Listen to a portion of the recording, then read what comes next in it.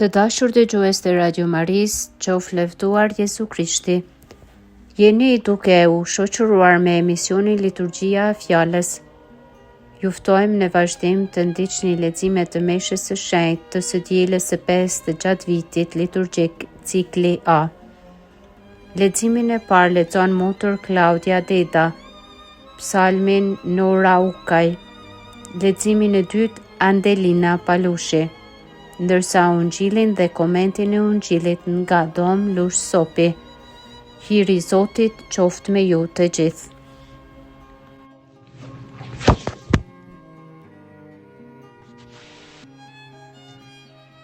Lexim prej librit të Izais profet. Kështu thot Zoti: Ndaje bukën tënde me të uriturin. Pranoje në shtëpinë tënde skamnoret e të pashtëpit. Kur ta shofish të zhveshurin, vishe, dhe mos e përbuz farefisin tënd. Atëherë do të zbardh poshtë si agimi drita jote. Shëlbimi do të vi me shpejt. Para teje do të ecë drejtësia jote dhe do të përcjell lavdia e Zotit. Atëherë do të thrasësh e Zoti do të dëgjoj. Do ta thrasish e ai do të përgjigjet. Këtu jam. Nëse do ta zhdukesh, prej mesit tënde zgjedhen gishtin paditës dhe fjalën e keqe. Nëse do t'ja japish kafshatën tënde të uriturit, nëse do ta ngish të uriturin, atëherë në errësirë do të shëndrit drita jote. Të rryt do të jetë poshtë si mesdita.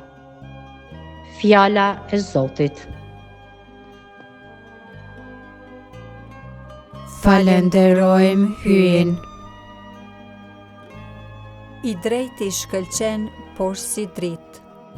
I drejti shkëlqen por si dritë. Lumaj njeri që e druan Zotin, ka lindur për të drejtët një dritë në errësirë. I ambëlësh njeriu që përdollen e huajon, punët e veta i kryen me ndërgjegje. I drejti shkëlqen por si dritë. Ai askur nuk do të bjerë poshtë, nuk i trembet lajmit të keq.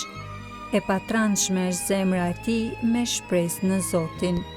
I drejti shkëlqen por si dritë. Të fortë e ka zemrën, nuk do të trembet. Është dordhën, u fal skamnorëve. Drejtësia e tij qëndron në shekuj të shekujve, balli i tij ngallit për nder. I drejti shkëlqen por si dritë.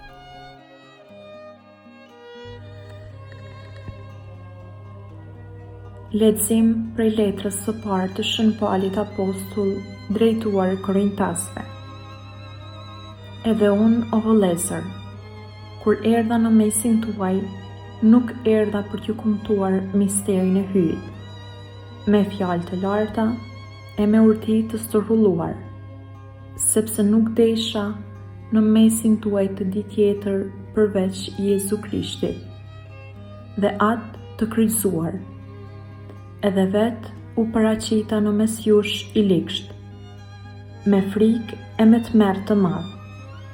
Fjalët e mia e predikimi im nuk ishin fjalime të stërholluara, që mbushin mendjen me fuqi të urtisë njerëzore, por ishin dëftim i Shpirtit Shenjtë dhe i fuqisë, që feja juaj të mos themelohej në dijen e njerëzve, por në fuqinë e hyjit.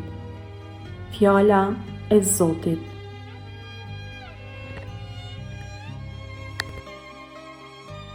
Falenderojmë hyn. Alleluja. Unë jam drita e botës, thot Zoti, kush vjen pas meje do të ketë dritën e jetës. Alleluja. Lexim prej Ungjillit të Shenjtë sipas Mateut. Në atë kohë, Jezusi u tha nxënësve të vet: Ju jeni kripa tokës. Po që se kripa prishet, me çka mund të kripet? Zvlen me për asgjë, përveç të hidhet jashtë e të shkelin njerëzit. Ju jeni drita botës. Nuk mund të fshihet qyteti ngritur në majë të malit, as nuk ndizet dritëza për ta vënë në magje, por për ta vënë mbi pishtar për të bërë dritë të gjithëve në shtëpi. Ashtu të shëndres edhe drita juaj para njerëzve, që të shohin veprat tuaja të mira e ta lëvdojnë atin tuaj që është në qiell. Fjala e Zotit. Të dashur të gjuhës të Radio Marijës, vëllezër dhe motra. Ungjilli i të dielës së 5 gjatë vitit kishtar na thret që t'i përgjigjemi ftesës së Jezusit. Ju jeni kripa tokës, ju jeni drita e botës. Është mision që i takon çdo krishteri. Këtë detyrë apo mision, Krishti ju dha dikur apostujve. Në këtë mision, sot në dërgon apo udhëzon edhe ne. Pas shpalljes së lumturive, Jezusi kalon në jetën praktike, duke kërkuar që nxënësit e tij dhe të gjithë ata që do të besojnë në te, të jenë krip dhe dritë për botën, për ta ruajtur apo ndihmuar njeriun, që të mos e humb shijen apo kuptimin e jetës, si dhe të mos zhytet apo mbyllet në errësirën e të keqës, në errësirën e mëkatit dhe robrinë e djallit. Fjalimi i Krishtit mbi kripën dhe dritën thekson rëndësinë e madhe për besimtarin e krishterë, si dhe përgjegjësinë e tij për të qenë krip dhe dritë për botën, krip dhe dritë për ata që kërkojnë Jezusin. Kripa i jep shije ushqimit dhe ruan ushqimin nga prishja, sepse ushqimi i prishur mund ta dëmton dhe shkatron shëndetin e njeriut. Edhe në aspektin shpirtëror, duhet kuptuar se shpirti i njeriut vazhdimisht të ndohet dhe sulmohet në mënyra të ndryshme për ta devijuar nga Zoti. E në momentin që e keqja apo djalli i arrin këtij qëllimi, ekziston rreziku i madh për të shkatruar jo vetëm jeta shpirtërore e njeriut, por edhe jeta e njeriut në përgjithësi. Jezusi i porositi apostujt, sot na drejtohet edhe ne, me porosinë që ta ruajmë në rend parë vetveten, por edhe mbar njerëzimin, botën, nga prishja apo tjetërsimi, nga pasojat e mëkatit dhe të keqës, nga errësira e mosbesimit dhe dështimit të jetës së tij. Prandaj, duhet ta pyesim vetveten, a jemi vërtet krip për tokën, krip për botën? Veprat tona a japin shije apo kuptim në rend parë jetës sonë, pastaj edhe jetës së të afërmit tonë? A është jeta jonë vërtet jetë që i përgjigjet besimit krishter apo jo? Kripa e ka efektin derisa nuk prishet, sepse po që se kripa prishet, me çka mund të kripet, zvlen më për asgjë përveç të hidhet jashtë e ta shkelin njerëzit, thekson Jezusi. Kështu mund të themi edhe për jetën tonë, për besimin tonë. Nëse jetën tonë nuk e orientojmë drejt zbatimit të 10 urdhërimeve të Zotit, drejt ungjillit të Krishtit, drejt jetës eukaristike dhe sakramentale, drejt dashurisë ndaj Zotit dhe ndaj të afërmit, ndikimit dhe frymëzimit të Shpirtit Shenjtë, nuk mund të jemi krip e tokës. Për të qenë krip e tokës, duhet të posedojmë vlerat dhe virtytet hyjnore e ungjillore, të cilat na orientojnë drejt realizimit të besimit tonë. Krahasimi tjetër i Jezusit, ju jeni drita botës. Nuk mund të fshihet qyteti ngritur në majtë të malit. As nuk ndizet dritëza për ta vënë në magje, por për ta vënë mbi pishtar, për të bërë dritë të gjithëve në shtëpi. Është porosia e qartë e Jezusit për ne. Drita i mundson njeriu të gjejë rrugën e vet, në veçanti kur gjendet në errësirën e mëkatit, në errësirën e jetës shpirtërore, për të mos humbur apo devijuar nga jeta. I krishteri, me besimin dhe shembullin e vet, duhet të jetë dritë për të tjerët dhe udhëzues drejt të së vërtetës hyjnore, që të humburit nëpërmjet tyre të gjejnë rrugën e jetës, rrugën që shpihet tek Ati. Kjo rrugë arrihet vetëm nëpërmjet Jezusit. Unë jam rruga e vërteta dhe jeta. Askush nuk shkon tek Ati pos nëpër mua, thot Jezusi.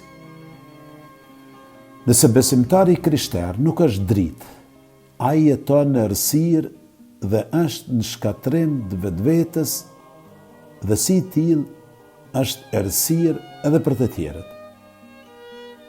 Jemi të obliguar të ruajmë dritën e ndezur, të cilën Jezusi e ndezi në shpirtin tonë në ditën e pagëzimit tonë, pra dritën e fesë. Sot bota gjendet në një errësirë të madhe, në kriza të thella në gjitha aspektet. Prandaj, si të krishterë, jemi të obliguar të ruajmë të ndezur dritën e dashurisë së Zotit para syve të botës. Shën Pauli i shkruan Efezianëve: dikur ishit errësirë, por tani jeni dritë në zotërinë. Jetoni por si bijë të dritës. Fryti i dritës është mirësia, drejtësia dhe vërteta. Në librin e Isaias, profet lexojnë: nëse do ta zhdukësh gishtin paditës dhe fjalën e keqe, nëse do t'ja japësh kafshatën tënde të uriturit, nëse do ta pranosh në shtëpinë tënde skamnorin dhe të pastrehur, nëse do ta veshësh të zhveshurin, atëherë në errësirë do të shndrit drita jote, terri yt do të jetë por si mesdita. Jezusi nuk deshi që ne të jetojmë në errësirë, të jemi bijë të errësirës, por bijë të dritës. Këtë e thekson vetë: unë drita erdha në botë, që secili që beson në mua të mos mbetet në terrë.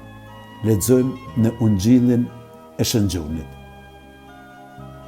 Mos realizimi i porosisë së Jezusit nuk ndizet dritëza për ta vënë në magje, por për ta vënë mbi pishtar, për të bërë dritë të gjithëve në shtëpi, e ka sjellë sot familjen kriza të thella, pothuajse në çdo aspekt. Familjen e kanë kapluar kriza të mëdha shpirtërore dhe morale. Në shumë familje ka humbur paqja, gëzimi dhe harmonia familjare. Prandaj ballafaqohet me probleme të ndryshme, me shumë mosmarrveshje dhe keqkuptime, me interese personale dhe egoiste. Prandaj Krishti na porosit: ashtu të shëndres edhe drita juaj para njerëzve, që të shohin veprat tuaja të mira e ta lëvdojnë Atin tuaj që është në qiell. Fjalët fluturojnë, shembujt tërheqin, kanë thënë latinët e vjetër. Prandaj të mundohemi që me shembuj të mirë ta dëshmojmë besimin tonë, ta dëshmojmë dashurinë tonë ndaj Zotit, për të plotësuar kushtet që Zoti të zbraz hiret dhe bekimet e veta mbi ne, mbi familjet tona, për t'i bekuar dhe për t'i shenjtruar. Amen.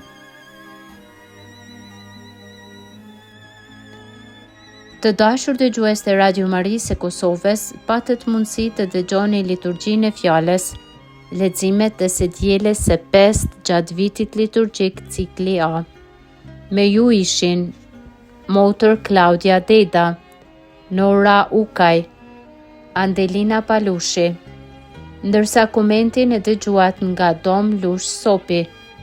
Ju falenderojmë të gjithëve për vëmendjen dhe ju dëshirojmë paqen dhe bekimin e Zotit.